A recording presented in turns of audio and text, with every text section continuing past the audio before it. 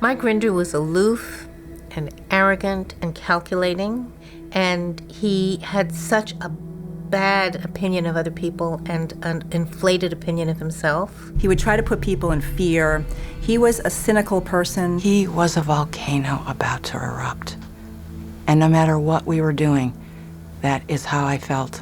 I felt like I was looking over my shoulder for an eruption at any point. Rinder didn't like an answer in accordance with what he was looking for, and he immediately turned around and shoved his fists into this staff member's chest. He dashed out of his seat and literally, physically threw me against the wall. To where point my head snaps back, hits the wall, and he has his thumbs right in my neck. He's just screaming at me. And held him up against the wall, and it took two other guys coming in and telling him, no, hold on, stop doing that. And I was catching my breath for 10 to 15 minutes after that. I couldn't have a conversation. In my mind, I'm thinking, man, this guy is snapped.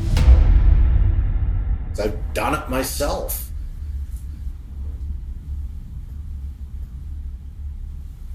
Like, going after people or hitting them or shoving them around or whatever.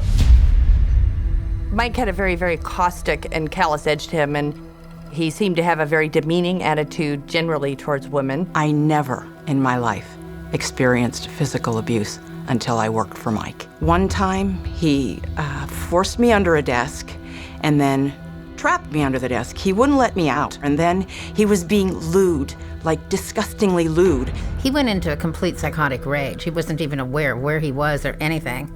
He took his clipboard and he just went whack, full body force into the side of my head. He grabbed my shoulders, shoved me against the wall, and just body slammed me in that way. He was shaking me so hard, my head was snapping back and forth. And at that point, I took my hands to cover my face because I thought he was gonna hit me. And then he just pushed me, forced me, threw me into a wall. After the fact, I found out that he actually broke my tooth. I wasn't even aware of it then because I was so shocked. No one had ever in my life ever lifted a finger to me. He's the only one. He's the only one who ever touched me or laid a hand on me. That's Mike Rinder. And then I know that he's done this to others too, and the guy was completely psychotic.